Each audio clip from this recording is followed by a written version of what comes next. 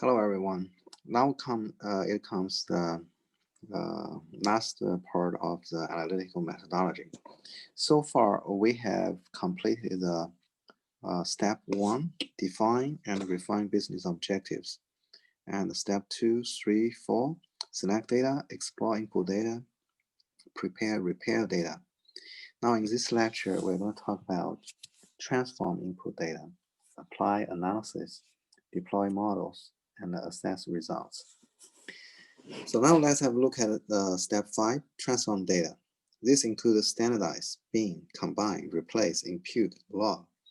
Log means log transformation. For example, if you have a variable x, you take log of x.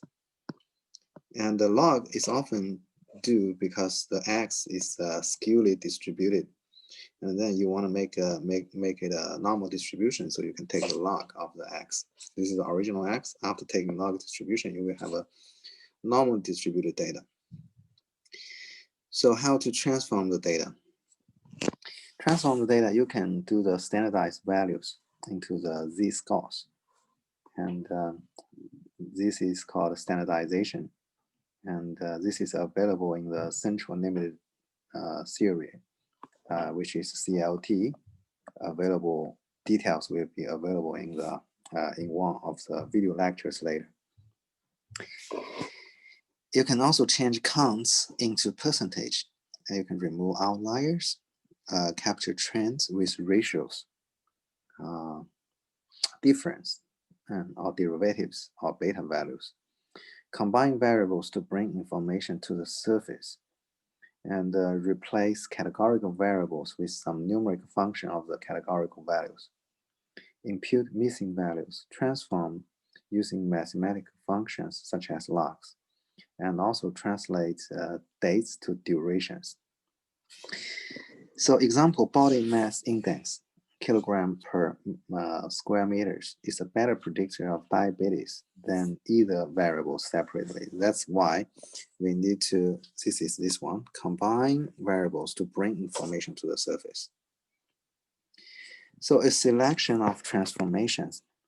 This one is standardized numerical values. So this is standardization. Minus mean divided by standard deviation. This is a standardization.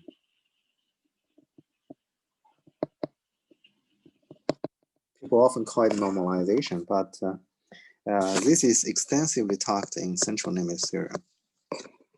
And if you want to know how to do the transformation, it's just take the value minus mean divided by the standard deviation. So all numerical values are replaced by the notion how far is this value from the average. Conceptually, all numerical values are in the same range. The actual range differs, but the meaning is the same. So that's why we do the standardization. Although it sometimes has no effect on the results, such as for decision trees or regression, it never produces worse results. Standardization is so useful that it is often built into the SAS enterprise minor modeling nodes. So in many softwares, not just SAS, and because I taught SAS before, so that's why in those notes I put SAS enterprise minor. And in other softwares like MATLAB, Minitab, the R, Python, they all have the standardization code that you can call, and automatically that do the standardization for you. Stretching and squishing transformations, that is a log reciprocal. Reciprocal is, this is x, and then you have log x, and you have 1 over x, or the square root of x. Those are all transformations. They can help you stretch the data or squishing the data. Log, reciprocal, and square root. Replacing the categorical variables. This actually has a category of transformation called Box-Cox transformation. If you want to know more about this transformation, this family of transformation, you can search Box-Cox transformation in Google. Replace categorical values with appropriate numerical values. Many techniques work better with numerical values than with categorical variables. So historical projections, such as handset churn rate, penetration by zip code are particularly useful. So those are so far we talk about transformations at different levels, or different ways to do the transformation. Now, after you select the data, explore the input data, prepare and repair the data, and also you transform the data. Now the data is ready for the use to build the analytical model. So step 6 is to build the analytic model, fit many candidate models, try different solutions, try different set of input variables, and select the best model. So the models, we have different kinds of models: regression, decision tree, clustering, association. Also, there are neural networks, memory-based reasoning, AI models, and deep learning models, survival analysis, link analysis, genetic algorithms. So in the world, we have different kinds of models. And some of them we're going to talk about in this class, and others for your future and advanced studies. And then which model should you build, and which model is the best model? Now you can build candidate models. You can build one decision tree model, one clustering model, KNN model, one regression model, and maybe a neural network model, right? So now you can apply the techniques to the training data set. For example, model 1, you apply the data set and you got output. Model 2, you apply the input and you got output. Model 3, you got input out. Now, you got multiple models, but which model is the best? Now you assess the model by applying the model to the validation data set. Now, score the validation data, use the candidate models, and then compare the results. Select the model with the best performance on the validation data set. And communicate model assessment through quantitative measures or graphs. Quantitative measures, for example, we talked about this before.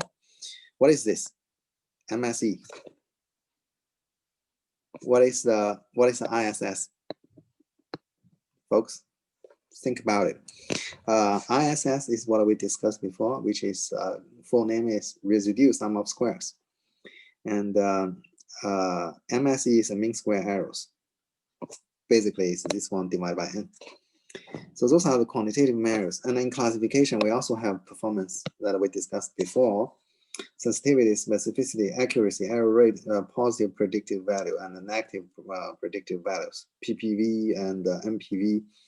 You can also use graphs. For example, if you got a residues,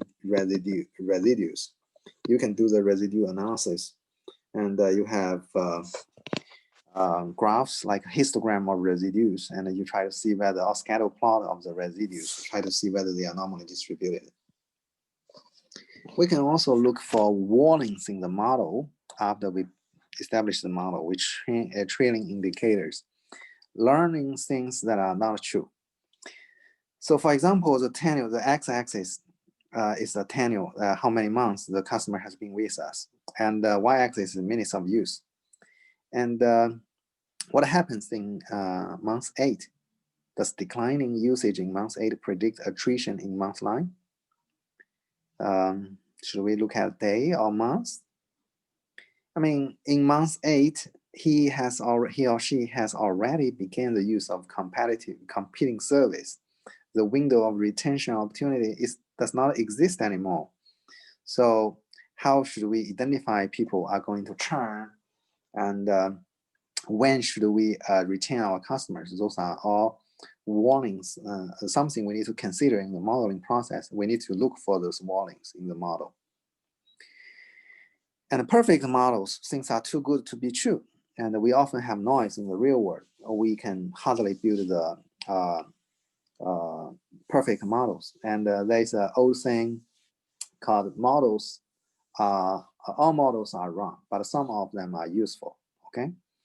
So that's why we have no perfect models, and it's very hard to build perfect models. 100% of customers who spoke to a customer support representative canceled the contract. This is a perfect model, right? But it's all I need to know. No, if a customer cancels, the customer automatically flagged to get a call from the customer support. This information is useless to predict cancellation. Models seem too good, usually are. So idea exchange. Now it's time for us to exchange the ideas. What are some other warning signs that you can think of in modeling? Have you experienced any pitfalls that were memorable that changed how you approach the data analysis objectives? And folks, it's time for us to think about the warning signs. For example, the overfitting. How do you identify overfitting? Overfitting is the training arrow keep going down, but the validation arrow goes up. And when it raise and you model getting more and more complex, you got overfitting problems. Those kind of warning you should avoid.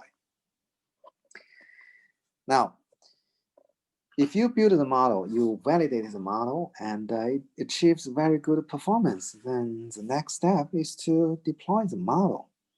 And deploy the model to score new observations, make model-based decisions, gather results of model deployment. So deploy models, score new data, data mining, and now it's time for us to use the model to score the new data. Is that all? No, now we need to continuously improve the model and assess the usefulness of the model. If the model has gone stale or outdated, we need to revise it. Let's assess the results. We can compare actual results against the expectations, compare the challenger results against the champions. Did the model find the right people? Did the action affect the behavior?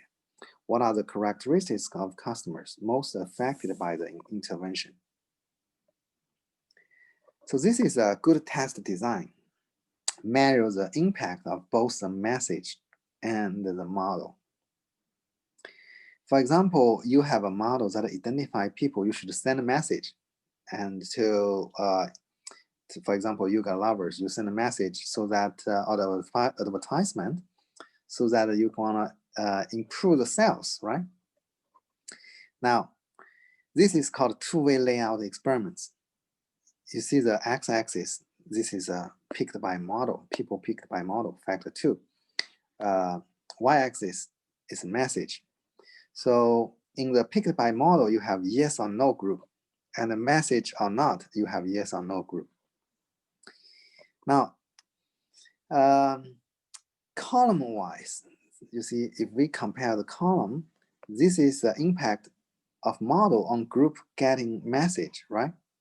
For example, the control group, choose at random, receive the message, and the response measures the message without the model. And this is choose by model and receive message.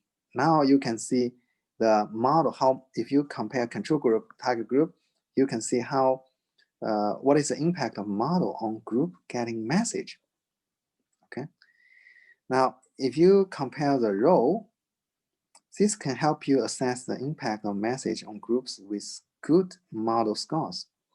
You see, choose by model receive the message, and choose by model receive new message, no message. Now you can see what's the impact of the message on groups with good model scores.